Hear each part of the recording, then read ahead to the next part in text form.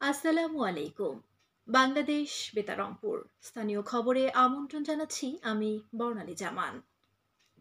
বৈষম্য বিরোধী ছাত্র আন্দোলনের জেলা পর্যায়ের সফর কর্মসূচির অংশ হিসেবে আজ সকালে গাইবান্ধায় এক সংবাদ সম্মেলন অনুষ্ঠিত হয়। স্থানীয় পাবলিক লাইব্রেরির মিলনায়তনে আয়োজিত এই সংবাদ সম্মেলনে অন্যান্যের মধ্যে বক্তব্য রাখেন কেন্দ্রীয় সমন্বয় প্রতিনিধি ফিহাদুর রহমান দিবস, জাকারিয়া হোসেন, রিপন আহমেদ, মিনহাজুল আবেদিন মাধুর্য।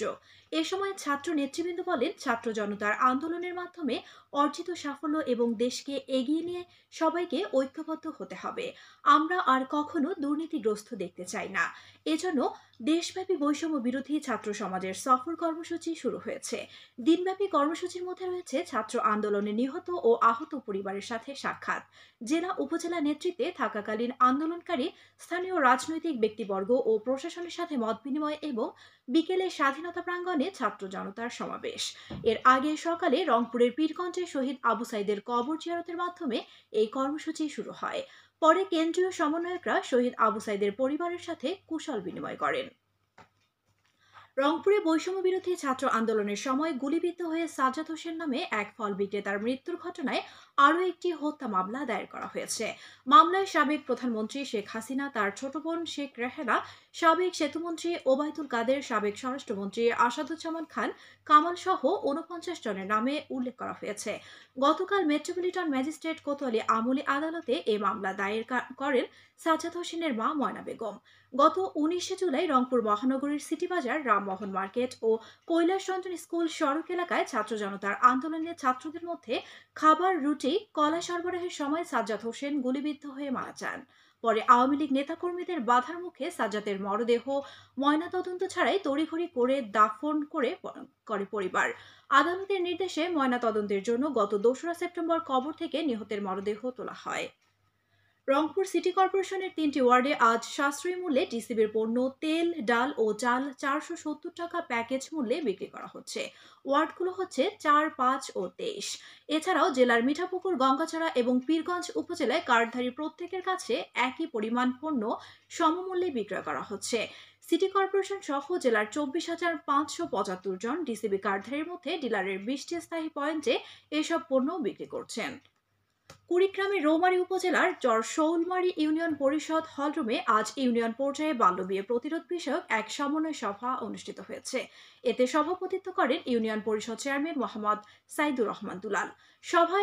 সভায় বাল্যবিবাহ রোধকল্পে আইনি তৎপরতা বাড়ানোর সুপারিশ করা হয় এবং পাশাপাশি অভিভাবকদের নিয়ে উঠান বৈঠক এবং বিদ্যালয়গুলোতে অভিভাবক সমাবেশ আয়োজনের মাধ্যমে সচেতনতা বাড়ানোর সিদ্ধান্ত নেওয়া হয়।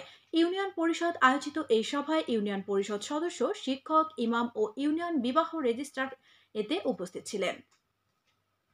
রংপুরে কৃষি বিপণন, আইনবিধি এবং নীতির সংবেদনশীলতা বিষয়ক দুদিনব্যাপী কর্মশালা গতকাল শেষ হয়েছে। US8 এর সহযোগিতায় কৃষি বিপণন প্রশিক্ষণ রুমে আয়োজিত কর্মশালার সমাপনী অনুষ্ঠানে কৃষি বিপণন অধিদপ্তরের মহাপরিচালক মোহাম্মদ মাসুদ করিম বলেন, অধিদপ্তরের অন্যতম কাজ হচ্ছে কৃষকদের মাঝে সমবায় পদ্ধতিতে কৃষি ব্যবস্থা গড়ে তোলা। এতে কৃষি ব্যবস্থায় একটি সুসংগঠিত কাঠামো গড়ে উঠবে। কৃষকেরা তাদের উৎসাহিত পণ্যের মূল্য নিয়ে বার্গেনিং করতে পারবে। রংপুরে হিন্দু ধর্ম ও নৈতিক শিক্ষার আলোকে মা শিশু স্বাস্থ্য সচেতনতা সহ শিশুর প্রতি সহিংসতা প্রতিরোধ ও শিশু সুরক্ষা এবং আদর্শ সুখী পরিবার বিষয়ক কর্মশালা গতকাল অনুষ্ঠিত হয়েছে। RDRS মিলনায়তনে অনুষ্ঠিত কর্মশালায় শিশু সুরক্ষা, নারীর প্রতি সহিংসতা প্রতিরোধ ও আদর্শ সুখী পরিবার গঠন এবং মাতৃ ও শিশু স্বাস্থ্য পরিস্থিতি নিয়ে আলোচনা করা হয়। এখন শুনুন কৃষি সংবাদ। ফলন বেশি হয় ধান ও গমের পাশাপাশি ভুট্টা চাষে আগ্রহী হয়ে উঠেছে কুড়িগ্রামের উলিপুর উপজেলার কৃষকরা। ভালো ফলন ও দাম বেশি পাওয়ায় কৃষকদের মধ্যে ভুট্টা চাষের আগ্রহ দিন দিন বাড়ছে। কৃষি অফিস সূত্রে জানিয়েছে, চলতি মৌসুমে উপজেলায় ৫৬৫ হেক্টর জমিতে ভুট্টা চাষ করা হয়েছে। গত মৌসুমে ৪৮৫ হেক্টর জমিতে ভুট্টা চাষের লক্ষ্যমাত্রা ছিল। উপজেলা কৃষি অফিসার সাইফুল ইসলাম বলেন, উচ্চমূল্য ও পানি সাশ্রয়ী ফসল হিসেবে ভুট্টা চাষে উপজেলাটিতে ব্যাপক সম্ভাবনা রয়েছে। অনুকূল আবহাওয়া, কম রোগবালাই, কম খরচ এবং উৎপাদনে ধানের চেয়ে ভুট্টার ফলন প্রায় দ্বিগুণ হওয়ায় কৃষকরা ভুট্টা চাষে আগ্রহী হয়ে উঠেছেন। সবশেষে আবহাওয়া। আজ সন্ধ্যে ৬টা পর্যন্ত পূর্বাভাসে বলা হয়েছে খুলনা, যশোর, বরিশাল, পটুয়াখালী, নোয়াখালী, কুমিল্লা, চট্টগ্রাম ও কক্সবাজার অঞ্চলের উপর দিয়ে দক্ষিণ দক্ষিণ পূর্ব দিক থেকে অস্থায়ীভাবে ঘন্টায় ৪৫ থেকে ৬০ কিলোমিটার বেগে দমকা থেকে ঝোড়ো হাওয়া বয়ে যেতে পারে। সেই সাথে বৃষ্টি অথবা বজ্রসহ বৃষ্টিপাতের সম্ভাবনা রয়েছে। এসব এলাকার নদীবন্দর সমূহকে ১ নম্বর সতর্কতা সংকেত দেখাতে বলা হয়েছে। খবর শেষ হলো। আমাদের পরবর্তী স্থানীয় খবর প্রচারিত হবে সন্ধে ৭টায়।